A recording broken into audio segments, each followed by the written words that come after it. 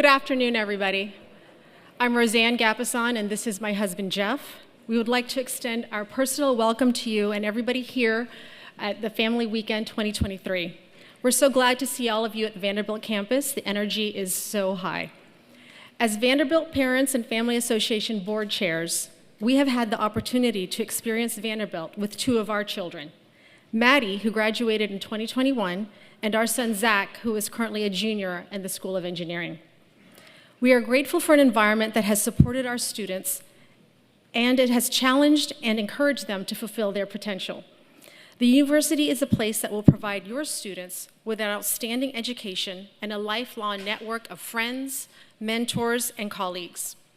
Though Maddie has already graduated, and Zach will graduate next year, we are proud that they are both Vanderbilt for life.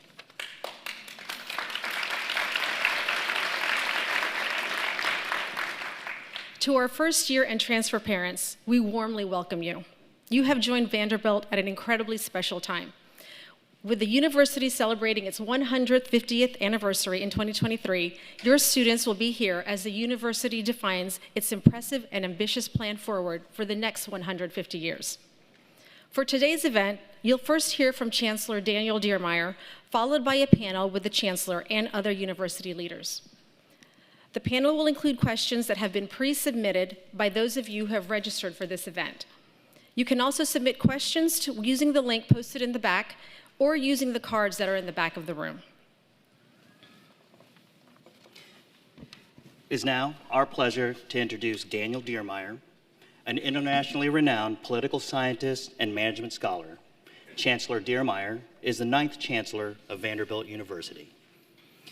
Since joining Vanderbilt in 2020, Chancellor Diermeier has led an ambitious program of growth and advancement. Under his visionary leadership, the university has risen in stature, successfully launched a record $3.2 billion fundraising campaign, topped the $1 billion mark in research funding for the first time in the university's history, and reaffirmed its long-standing commitment to free expression and civil discourse. He has driven efforts to become the destination for leading faculty and the most promising students, to create a culture of radical collaboration and personal growth for Vanderbilt's faculty, students, and staff, and to expand Vanderbilt's global presence. Before arriving at Vanderbilt, Chancellor Diermeier served in leadership and faculty roles at the Stanford Graduate School of Business, the Kellogg School of Management at Northwestern University, and the University of Chicago, where he served as Dean of the Harris School of Public Policy and subsequently as Provost. Please join us in welcoming Chancellor Daniel Diermeier.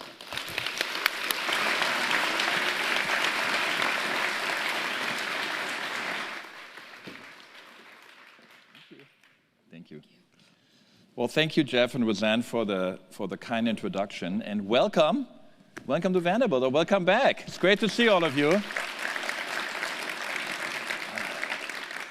So we always look at our parents as core members of the Vanderbilt community. This is a thriving community. It is a university that has never been in better shape.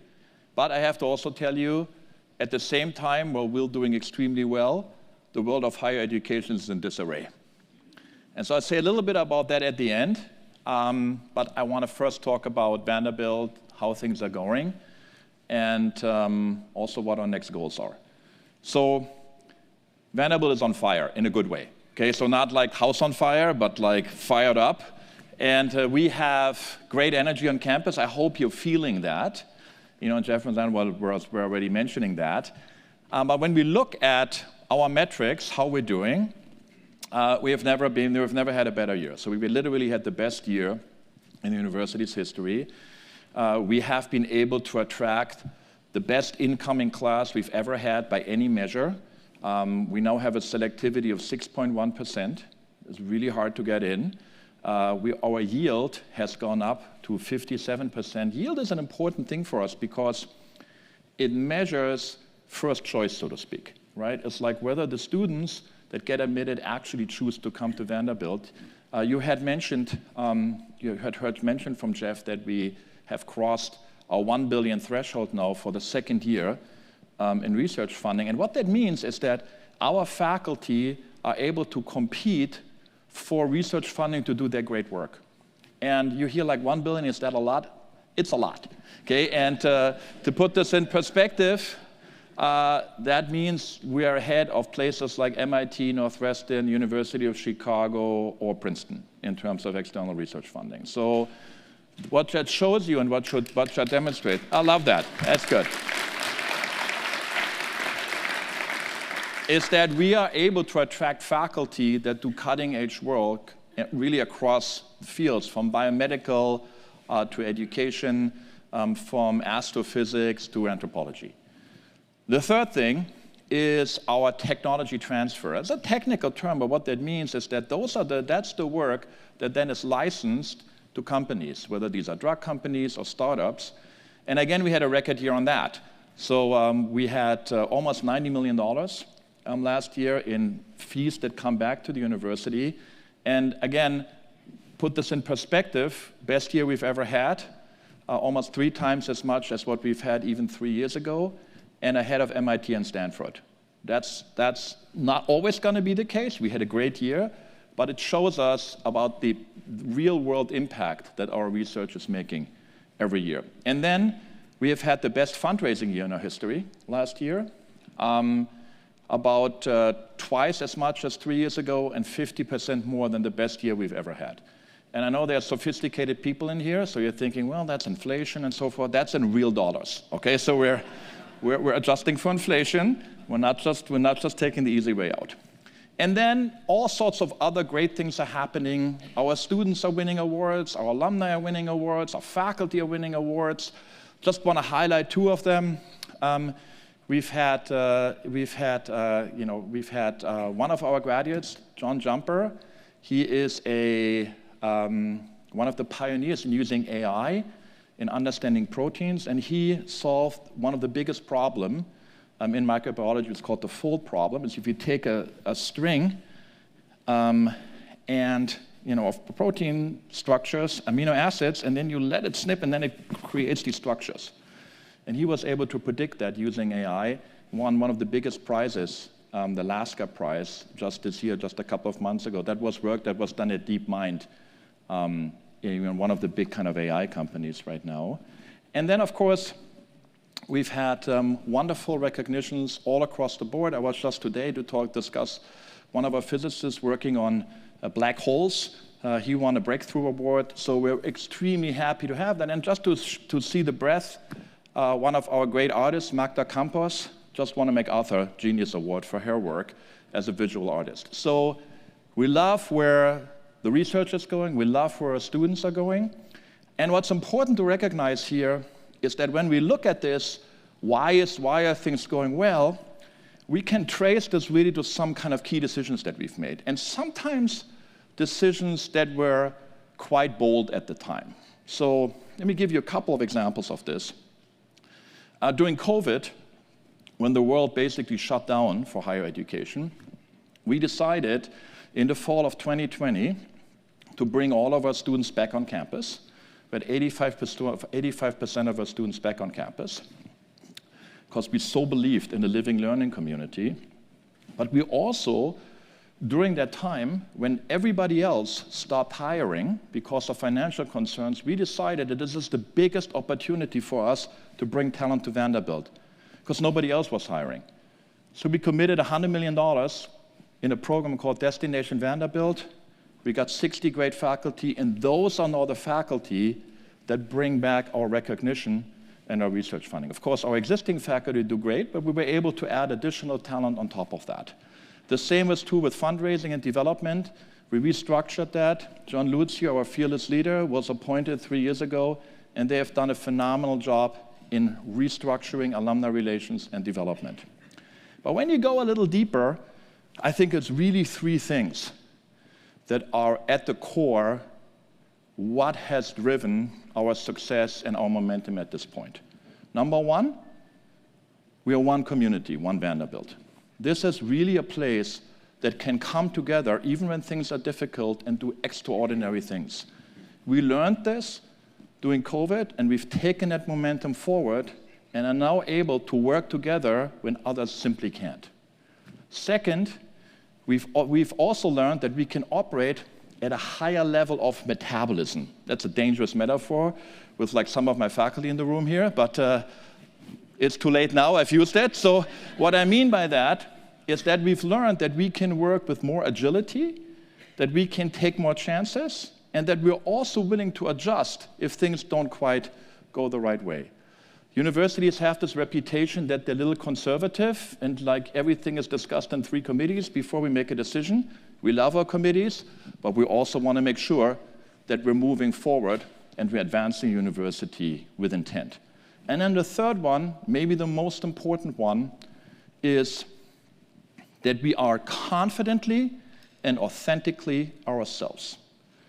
So, you've heard probably our nickname about, Harvard of the South. Well, we're done with that, okay? So, good luck to Harvard, they're wonderful, but we're not looking over our shoulders. We want to be confidently ourselves, and we want to draw our strength from our sense of who we are, from our own identity and our values. And I spend so much time with parents that are visiting now. It's really great to see all the enthusiasm and the excitement. And then they always ask, and they say, so what makes Vanderbilt special? And then I say, it's easy. It's 2 things. Number 1, we firmly believe that every member of our community should realize their full potential. That's our faculty, our staff, and of course our students. And what that means for us, that means academically, but also as full people, socially, so that they grow as human beings. And everything that we do is supporting that idea. So for example, our residential colleges are intended to create an environment where our students can grow academically and where they can grow as people. And then the second pillar is we believe that people grow best in an environment, in a community that is supportive and challenging at the same time. This is a very collaborative place. We like to use the word for that, radical collaboration. And that means that we can work together as one community, supporting each other and challenging each other. So to make it super simple, we all love our baseball team, the Vandy Boys. So it's like the Vandy Boys, right? It's hard to make the team. When you get in, we want you to be the best first baseman you can be, but also the best person you can be. Your coaches are there to support you and guide you, and your teammates are there to challenge you and support you. That's who we are. And it's very important, I think, when you have conversations with friends, with family, who are thinking about their own college choices, you are our best ambassadors. You can talk about what the experience is really like and what makes a Vanderbilt education different from other educations that students can receive and experience at other universities. What is it that makes a Vanderbilt education unique? So, we also like to say here at Vanderbilt, we're proud but not satisfied, meaning we have great ambitious plans, and I'm happy to go into that in the Q&A as we have a little bit of time later to talk about these things. But we're continuously working on improving the undergraduate experience. You've probably noticed a few cranes floating around from time to time. There's construction going on, right? So right now, the biggest focus is on our investment in athletics, Vandy United, but we're going to continue to also invest in the undergrad experience. Again, happy to go into details during the Q&A. So, as I said before, I live in 2 worlds. That's the happy world. That's the Vanderbilt world. I want to say a couple of things on the not-so-happy world, which is the world of higher education. Okay, so higher education is in disarray. It's a state of disarray that I have not seen in the almost 30 years now that I've been either a professor or an administrator. And basically, the overall challenge is that the polarization and politicization that we're seeing in every aspect of life is encroaching more and more into campus life. So I want to just give you 2 examples of that and how we're thinking about this. So the first example, last week we had the horrible atrocities happening in Israel. We were off the, and then how do we think about that when this happens? Everything that we do is driven by our values. What's our purpose? What are our values? So our initial reaction was, Is anybody in danger of our community? Are students there? Are faculty there? Are staff members there? And then the second question that we ask ourselves, what's our sense, how do we make sure that every one of our students feels a sense of belonging? So we reached out to our students and to our faculty and our staff with an initial message right away. It was very well received by the students and the faculty and the staff, but not so much by our alumni and some of our parents. So we tried to add a little subtlety on that and nuance, which was appropriate with this community, but people said you have to be much more forceful. This was not the time for nuance. So what we did is we talked to a lot of our students, and we talked to a lot of our parents, and what we noticed was that our students reacted to this event remarkably. I mean, I cannot tell you how proud I am of how our community has come together in the last 3 to 4 days. And it's always, you know that thing, the Sherlock Holmes story, the dog that didn't bark, right? It's always a little difficult to say, to notice the things that didn't happen. So we've had, on Wednesday, our community came together in a vigil. Tuesday, our community came together in the vigil, and there have been dozens of conversations in small groups and classes to try to process the horrible things that everybody was witnessing and experiencing. Now, I'd want you to contrast this to what's happening at other university campuses right now. Columbia shut down their campus yesterday for security concerns.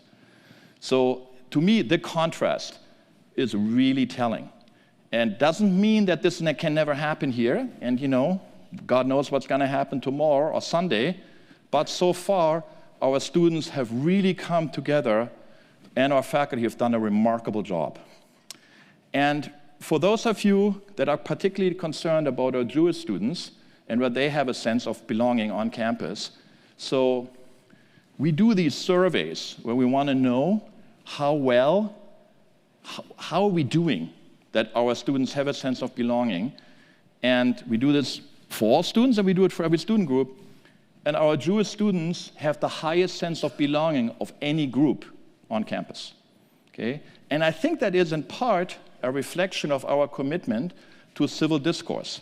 Right? I mean, there's very, very strident conflict right now in many universities, and we've worked very, very hard to make sure that even if we disagree on certain policy issues, even if we disagree passionately, that we do not forget that we're members of one community guided by the same purpose and grounded in the same set of values. Now again, nobody wants to declare victory here, but so far we have seen how this commitment to free expression and civil discourse held up in an environment where many other university campuses literally were torn apart. So again, nobody's declaring victory here, and I have to tell you, I'm concerned right now about my Muslim students. I'm particularly concerned that they are not so much on campus, if they go in the community and so forth. But so far, so good, and I think it's a reflection of the culture that we have on campus. Second thing I want to talk about is the rankings. Okay, so I've been on a warpath with US News and World Report for the last 3 weeks, and I gotta be honest, I never paid much attention to this. Okay, so I probably should have, but you're 12, you're 13, you're 14. Everybody knew these things were highly problematic, and you just kind of move on. But this year I paid attention. And I paid attention, and what I saw horrified me. Okay? And what horrified me is there are always changes every year. They're always unannounced, and they're always a surprise to us. But this year, I think, is no longer just kind of a mild distraction, but it actually is having a significant negative impact on prospective students and families. Because whether we like it or not, families and students do pay attention to this. So here's what concerned me.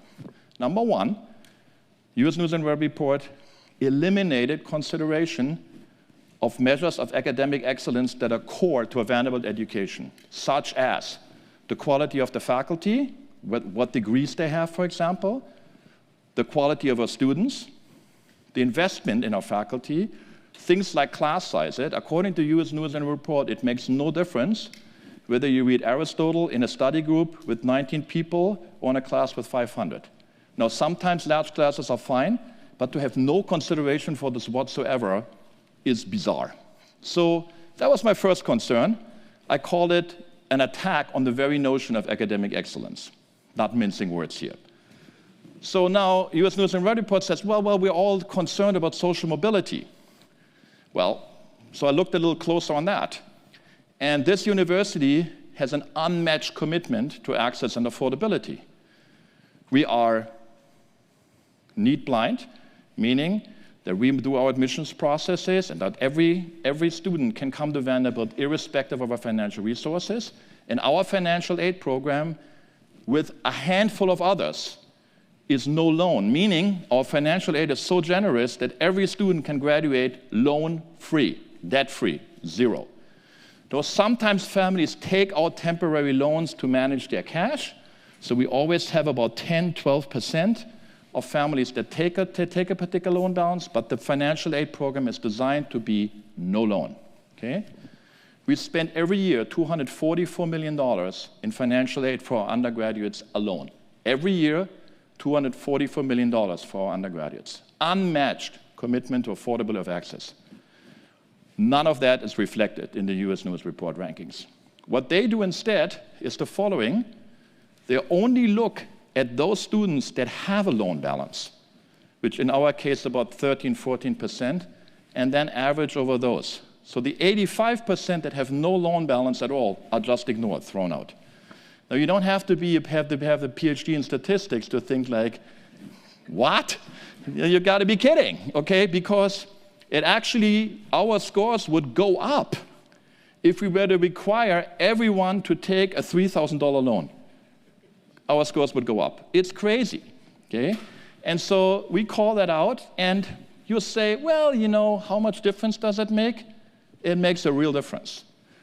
It's personal to me. I'm a first-generation student, and I know how difficult it is to maneuver financial aid and college choice if you have nobody in your family to talk to. So the image that haunts me is the family sitting around the dinner table. Pick a random state. I'll pick Kansas, okay? Sitting on a dinner table in Kansas, and the daughter says to her mom and dad, Dad, I don't want to go to Vanderbilt. It's my dream school. And the dad now takes out the US News and World Report and says, honey, they say your average loan is $30,000. Now that kid now, that comes from a modest family, had she that would do great at Vanderbilt, she would have go to Vanderbilt for free, graduate debt-free, have a great education, position herself well for her life, but because of this misleading information, will now go to a local university and miss out on a Vanderbilt education. That's scandalous, okay? And that's why we're speaking up, and that's why we are kind of, you know, that's our charge, because this problem is known as undermatching. Highly high-achieving, low-income students do not think that they can afford a selective university and miss out on a great education. It's a real problem, and we're going to be vocal about it. So that's my life. On the one hand, everything's great, wonderful, let's keep going, right? Proud but not satisfied. And the other way, oh my God, it feels like one of these disaster movies where, like, first there's King Kong and then there's Godzilla, one after the other. Every week, something new. We're actively engaged in that, but I have to tell you is that these are real challenges for higher education, and we need to, as a community of university leaders, we're not winning right now. It's really a problem for us. We're doing what we can, but this is a broader problem, and so we're fully engaged on that. So, with that, I want to thank you all for being here, for supporting your students. I hope they're doing great. Whenever I walk around on campus, I see the joy, the happiness, the energy. I see the same thing when I talk to parents, and I was just like in Tokyo 2 weeks ago and talked to our alums there, and they're super committed. So with all the problems, let's not forget that things are going great here. There's great momentum, and let's write the next chapter in the history of this great university. Thank you very much.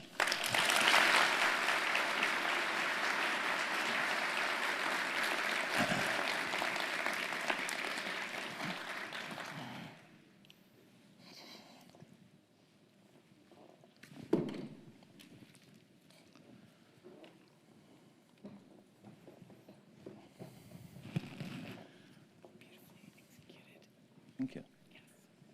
I can't open this here. Well, it's like always all white.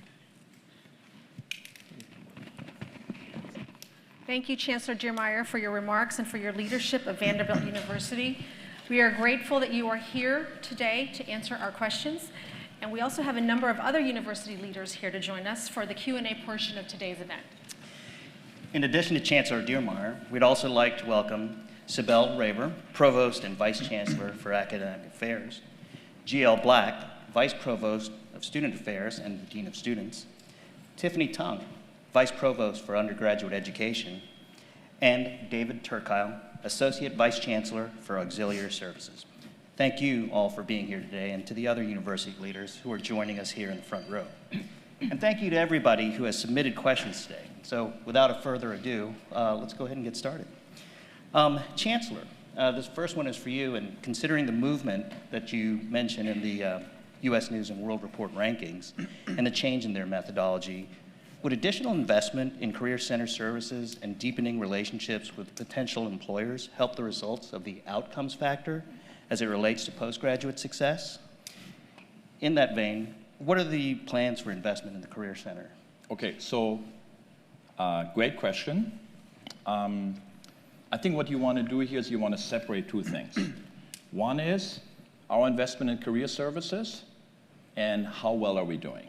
And I would say that 3 years ago, we were doing okay, but we were not doing great. So there were a couple of areas in the university where we had to make additional investments. I already mentioned development and alumni relations.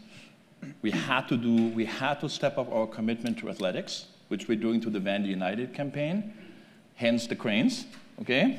And by the way, you should, if you're even doubting about going to a football game, even if you have no interest in football, the greatest thing is there is this screen with the replays is hanging from 2 cranes. Okay, so that itself is worth the price of admissions. Okay, so we invested in athletics, and the third thing where we made serious investments was in career support. And what we did were a couple of different things. Career support was buried too much into the organizational chart, so we elevated it to a vice provost position now. That was number one. So we now have admissions, dean of students, that GL Blackstop, and then career support are all vice provosts that are basically all sit together and can work together. And then we hired a great new leader, Alex Sevilla. Alex, stand up and wave to people. There he is.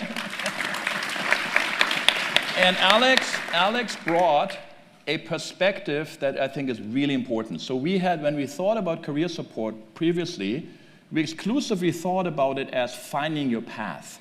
And that's important because our 18 to 22 years, they're going to go through that process. What's the right career for me? Super important part. But you also got to find a job, right? That's the other side. And the way you find a job is the best position is to having opportunities, internships, visits, talking to companies that come on campus. And that's where we were falling short. So the key for us was to bring somebody in who really can think about corporate relations and make sure that we bring these opportunities to campus. And then crucially important, this needed to be connected to alumni relations. Because often our alumni and parents are great sources for opportunities. So one thing in which you can get involved, if you so choose, is to participate in our career services. Hugely valuable for us. So that required this radical collaboration of development and alumni relation, working together with Alex Sevilla Career Services and the Provost Office. I'm delighted of how this is going. To just mention like 2 little initiatives, one big initiative, one great initiative that I just had the pleasure of participating yesterday.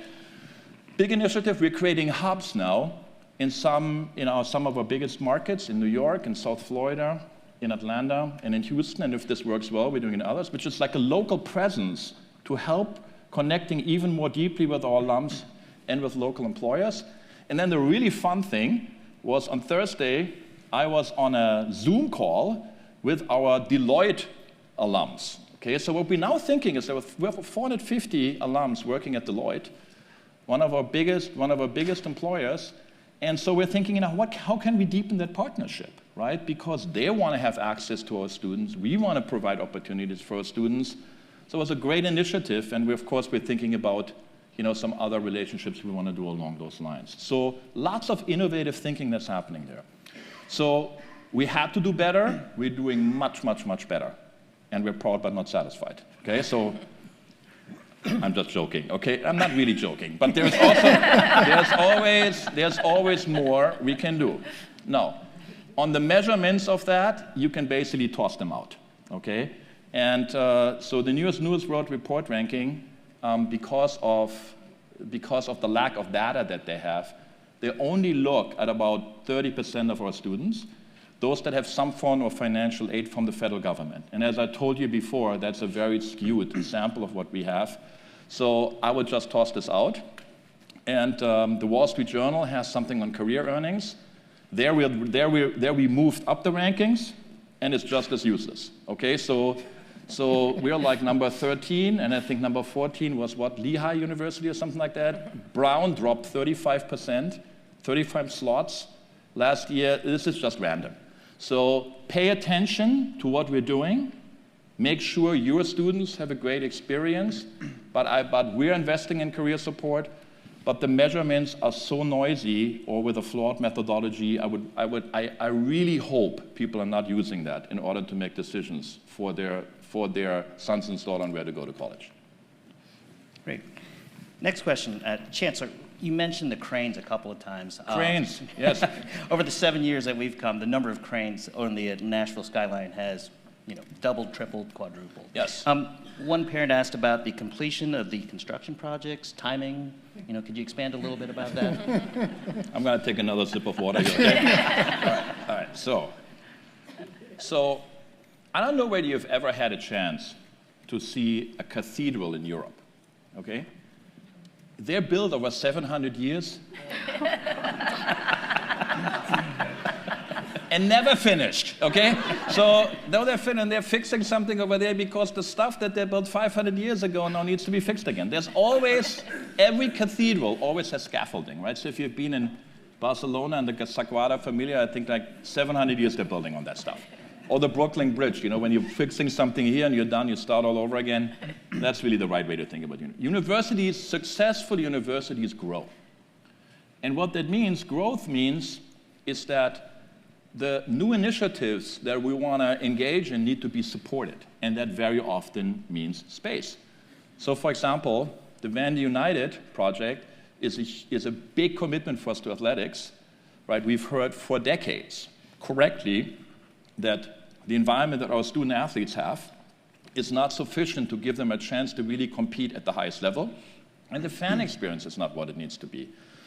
So we're making a big investment in basketball, operations, and a whole new end zone on this side, which will dramatically improve our hospitality. We will send new football on the other side. We're doing things in baseball, in Hawkins Field, but that means cranes, okay? Like we can't just snap a finger and do it there. And we're going to continue to invest in research. We want to make big investments in computer science and in AI. Our faculty are doing wonderful work there, but they need resources. And then on the undergraduate side, we are committed to further enhancing the residential college experience, so that the wonderful experience that we have in the residential college can be made available for all students. That's going to mean construction as well. So this is just an ongoing thing. Probably we're doing a little bit more right now than we would do in steady state, but I think that's a reflection of how well things are going, that the fundraising is going well, that the university is in strong financial shape, so that we're able to make these investments now in our research, in athletics, and for our students. Okay, our next question is, can you please tell us about how Vanderbilt will continue to promote free speech on campus? This is all from me here. Can't you ask about dining or something? Okay, all right, so free speech. So this is a humongously important thing. It really touches both of what's working well at Vanderbilt, but it's really a challenge for higher education. And of course, if you paid attention to last week and how universities have struggled with that, that's all the evidence you need, I think. Our commitment is very strong, very firm, and we're acting accordingly. Free speech, or we call it open forum, to have the ability for students to discuss even challenging issues. What we call principled neutrality or institutional neutrality means that we will not take positions on controversial policy issues unless they affect the university directly. And then the third one is civil discourse, is that we are treating each other with respect, that even if we disagree, our commitment is to learn from each other, to go into a discussion, making our argument as strongly as we can, but also with the possibility that somebody else may have a better argument and may be right. Those are the three pillars. We are very committed to that. There's a tremendous amount of programming that's happening. I'll give you just a couple of examples. Yesterday and today, we had a wonderful forum on free speech, AI and human rights, right here at the Siegenthaler Center, which is now the home for all of our free speech-related activities. We partnered with a think tank in what we call the Future of Free Speech Project. We had great people from industry there. It was co-sponsored by Google. We had great people from an international perspective. We're becoming a leader to convene people in this area, and of course, that's building on the great work in the Unity in American Democracy Project. And then on the student side, we launched Dialogue Vanderbilt. And Dialogue Vanderbilt is a commitment now to help our students develop the tools to engage in civic discourse. How do you talk to each other? How do you debate things with each other? How do we treat each other with respect? And then practice that. Because you got to practice that. You got to go through that in small groups. And again, as I told you in my opening remarks, I couldn't be happier with how things have been going in the last few days on that. Again, there's no wood to knock on here. Things can always happen, okay? There can be strong controversies over anything, but I think that this commitment is now becoming part of who we are, and especially in our students who are able to really turn this into the reality of the conversations that they have both in the classroom and beyond. Our next question is about security. What security measures is Vanderbilt planning to implement in the next year? Okay, I'll start and then I'll ask GL to add on that. So security is super important for us. I want to introduce August Washington here, who is head of Vanderbilt Public Safety. August, stand up and wave to people. Okay, so we have our own public safety and own police force with the trained officers. And the reason we have that is because we want to make sure that they really understand the university community, that they know the students, that they have relationships with the faculty, with the administrators, and that they know the terrain. They have done a great job, but proud but not satisfied, meaning we are always looking at improving that. And so after the shootings at multiple universities and the tragic shootings at the Covenant School, we brought a security consultant in to help us kick the tires, so to speak. I mean, to look at where can we improve? Are we really doing everything we can, or is there room for improvement? They're doing their work right now. I think we just sent it, I know that. We just sent an email around yesterday, I think, that watch out, there are people walking around that want to ask about security. That's okay, because these are our consultants. So we take this very seriously, and this is our next step now in making sure that we have the best possible security and safety capabilities that you can have on a campus, on a college campus. Yeah, I agree. Safety and security are obviously of the utmost importance to us, and what's great about having public safety is the layered approach that we have with the police department, where we do have a fully accredited police department with sworn officers, but we also have community service officers and third-party security, so we're able to be really flexible and nimble when we need to. And the other thing that I really appreciate about Chief Washington, and Deputy Chief Sutton is here as well, is their commitment to understanding the university context and to working with our faculty, staff, and students. So student affairs, we have regular meetings, multiple meetings a week with the police department, and I probably talk to Tommy once a day at least. because we're just planning for all the, campus is a very busy place. We have lots of buildings, we have lots of events. One of the projects that we started before COVID was something called Secure Doors. And then COVID happened and many things, got put to the wayside while we dealt with the pandemic. But we've now circled back and have completed that project just recently, which is a really great project where focused on access to buildings and giving VUPS the ability to lock down campus more easily from a central location. The other thing I would point out about public safety too is it's not just the police department. We actually have a whole emergency preparedness area. So this is where we're thinking about not just law enforcement matters, but weather emergencies, other things that may happen on campus where we need to have really strong procedures to make sure that our community members are safe. So I'm very fortunate to work with the public safety department. Okay, Chief Sutton, wave to the crowd too. Wave, Let wave, them know Tommy. who you are. If you have any question, he's right there. Okay. And if I can just brag on my vice provost for 1 second, I think the other thing that's amazing is that UGL have created a nationally leading model of student health and wellness, and the extent to which students are really looking out for each other. Faculty are able to let us know when they're concerned about a given student, so that it's not really that we're not sort of white knuckling it, that we actually have this really, really clear set of relationships between faculty, between athletics, and security in a way that is really about building community and strengthening community through those incredibly supportive Can I follow up on that with our moderators here? Tell us a little bit about our approach to mental health, because it's really leading among universities. It's something where you're a leader, among deans of students. Yeah, so we are very fortunate to have a very robust system of health and wellness resources for our students called the Student Care Network. Many of you have probably heard of it. Seen some of the materials promoting those services. But what we try to do is take a holistic, integrated approach to health and wellness where we have a network of offices that are really looking at the spectrum of healthcare, all the way from coaching to psychiatric interventions, physical health, recreation, wellness, nutrition, really looking at this holistically. So at Vanderbilt, we consider ourselves to be a community of care, and what the provost was mentioning really is essential, not only from a safety and health and wellness standpoint, but also for just everyone having a role in that community of care and paying attention to one another. So we have a tool called the Student of Concern reporting form that is publicly available.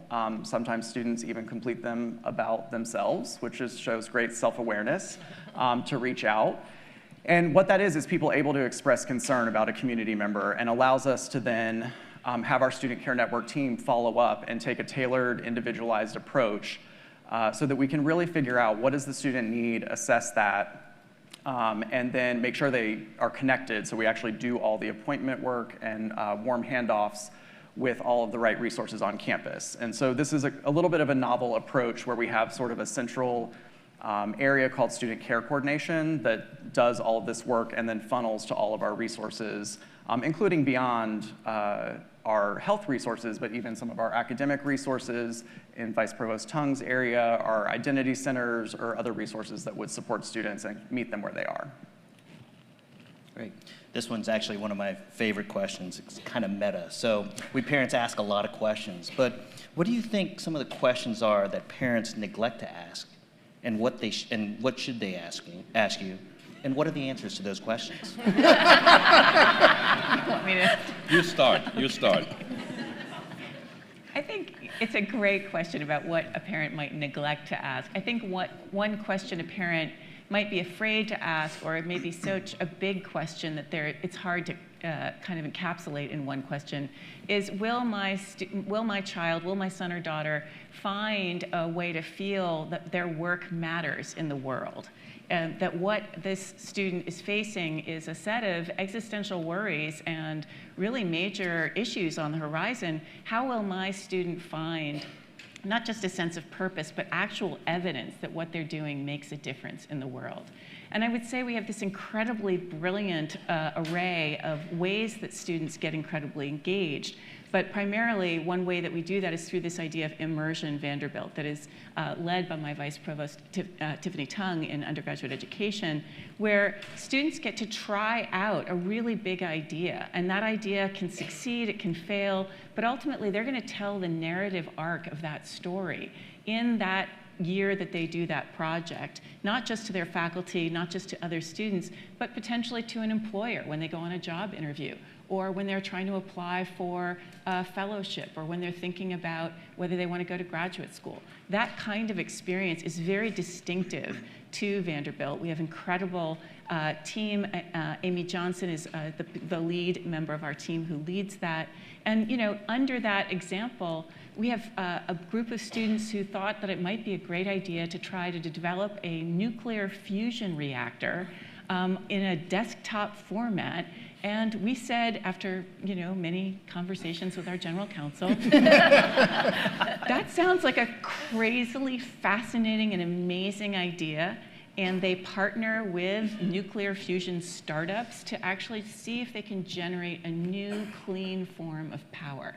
Now, that idea may be so wild that it doesn't actually lead to the perfectly working nuclear fusion reactor, but they're going to have an amazing set of experiences along the way. And the same thing, I think, happens in our amazing sphere of athletics. The same thing happens with our student internships and study abroad. That really gives students a clear sense, not just of purpose, but of impact. They're making a huge difference in the world. So that would be the answer I would give to parents if they asked. That was great. So I'll add a little footnote to that. So I would ask myself, I mean, we talked about it a little bit before, but what is it that makes this the right university, for your son? What makes Vanderbilt great? What makes it unique? And I talked about this sense of community, which we think is hugely important, and sense of radical collaboration, One Vanderbilt, and the focus also on making sure that our students grow academically and as full persons.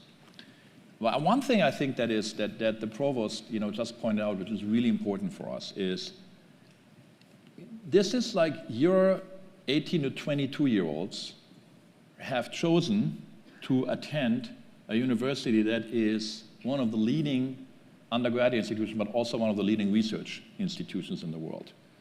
And sometimes I think we just underestimate how awesome this is and how amazing this is. I mean, I've had, if you go to say liberal arts college, and they're wonderful for the right students, but it's really tough to build a desktop fusion reactor there, okay? And it's not because they're not committed, but because in order to do that, you have to have faculty and research infrastructure that is cutting edge, that allows you as an 18 or 19-year-old students to participate in that. And our students that are pre-med, I mean, they're working with $50 million equipment when they're 19. And many of them are really get interested in that. Others move on to do something else. So the resources and the openness that our faculty have to work with the undergraduates is just unbelievable. And that's what a great research university can bring to the educational side. But then you have to make it work, of course. So the culture that we have, our faculty to invite students in, to be part of that Immersion Vanderbilt, and that's something I think that sometimes we're not really fully aware of because we're maybe so focused what happens in the classroom, but the research opportunity, the opportunities to try things out, to grow in a whole variety of different directions, I think that's one of the great things that a great research university can contribute to undergraduate education that's sometimes not always in front end. Tiffany, do you want to add a piece to that? Yeah, so I'm going to add, kind of building what the provost was saying, is I think a good question to ask is also like, what are we doing to expand the horizons of your child's mind and experiences, right? So they often come to Vanderbilt, and they might have an idea of what they want to pursue, and that's good. They need to make a plan and pursue their academics. But I also would like our students to do things that they never even dreamed that were possible, right? Whether it's making a desktop nuclear reactor or Maybe it's a student who is plans to go to med school. I was talking with a student earlier. He works in a genetics lab, and he was growing cardiovascular tissue to help solve problems for genetic diseases. But he also has a passion for music, and he just got an email yesterday inviting him to sing with the choir at Carnegie Hall, right? So these are the kinds of students that we have at Vanderbilt. So I want you to be thinking about how is your student using their time here to tap in to all of the opportunities that we give them, right? Like the chancellor, the provost, all of us work really hard to give your students a buffet of options for them to try new things, to explore, travel the world, right? And really put themselves in some uncomfortable situations, build up their confidence, and then they're gonna think up these wild ideas. Sometimes they will work, sometimes they might fail, but that's okay, right? We want them to really broaden their horizons. So talk to your students about that. Like, what are they exploring and trying that feels a little bit different from what they had originally planned for themselves? So a word that we hear a lot in the news today is inflation. Somebody has said that the rate of college tuition is rising at about 5 times that rate of inflation. What is Vanderbilt doing to control how fast its tuition rises or even reduce it? Yeah, so this is, again, one of the things where one has to take the media coverage with more than a grain of salt. And so when you look at what we look at, right, is affordability and access, for students. So as I mentioned before, we have one of the very best financial aid programs in the country. And when you look at the kind of what we call net tuition, which is after financial aid and all the support that we give for our families, the net tuition has grown, has basically stayed flat for the last 15 years. Okay? So it's actually, and when you compare it to, it's actually grown, if you do it in real dollars, less than inflation. If you do it controlled for inflation, has been flat. So the way we think about it is that our goal is to provide access to Vanderbilt education. But what people always look at is, of course, the published rate, and then they get a little bit nervous, and it's understandable. But what we really look at, what we manage towards, is affordability, and there we're very happy with where we are. Having said that, I think we also need to be clear, is that we invest a lot. I mean, it's not like sometimes you hear again in the media people say, oh, well, you just why don't you have 5 times as many students? Really, you have to have 5 times as many students, you have 1/5 of the resources, okay, roughly speaking. So we invest a lot in the education of our students, and that is not cheap. That includes the faculty, that includes the research that we've been just talking about, the opportunities, that includes study abroad, that includes the career service, that includes the student support services. All these things are investments in our students.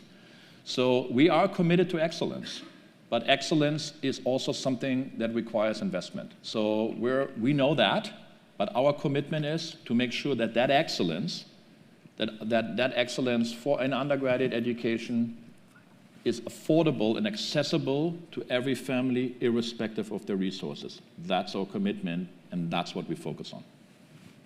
Okay, so our next question. Given the recent violence and political upheaval in the area, including the sharing of medical information with the Tennessee Attorney General, what steps are being taken by Vanderbilt to ensure a safe, fair, and equitable environment? I'll start, and then others can pitch in. Okay, so the biggest challenge for us, for university leaders right now, anywhere in the country, is the polarized environment where we all operate.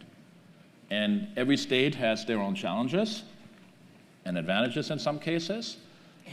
We've had a serious, I want to say, polarized debate having to do with gender-affirming medical care for trans minors.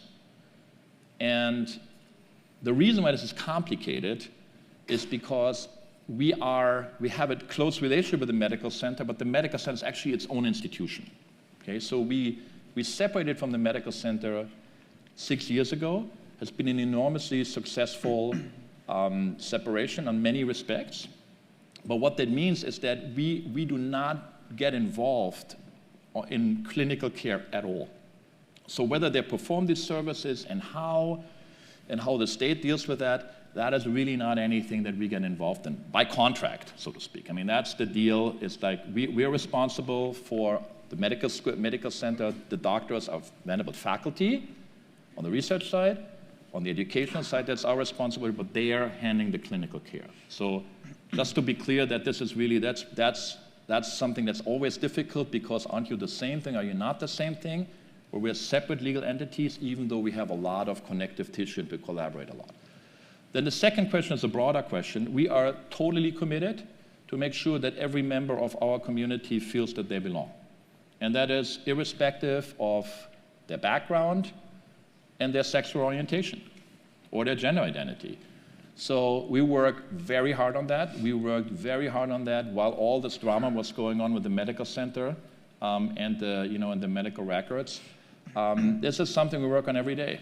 And everything that we do is driven by what our values are. Everything that we do. And so a core value for us, because we so strongly believe in the power of community, is that for our students to thrive, they need to have a sense of belonging. They need to feel that this is the right spot for them, irrespective of who they are, what their identity is. Because if they don't have that, they can't reach out and they can't reach their full potential. Now, the challenges are different for every student. Right now, I talked about the Jewish students. We're worried about the Muslim students. We're also concerned, by the way, in terms of access to rural students. We know that we have not enough rural students coming to places like Vanderbilt for the reasons that I was talking about. Many of them go to small schools. There maybe never have been anybody in that school that had gone to Vanderbilt or selective universities. So we've joined a consortium, our head of admissions, Doug Christiansen, and his counterpart, University of Chicago, who are kind of the two superstars in that business. They formed a consortium to support rural students. So international students have their own challenges. So everybody has their set of challenges, and that's what we're committed to address and create an environment where everybody feels a sense of belonging. And I guess the thing that I will add is that our chancellor is very inspiring to all of us, that we need to move fast to demonstrate that commitment to belonging by walking the walk. A good example is that right after the Dobbs decision, and then again after the passage of local legislation around gender-affirming care for trans minors, we in each case stood up a task force made up of faculty, staff, and students, where we didn't say, go away for 3 years and write us a 200-page report.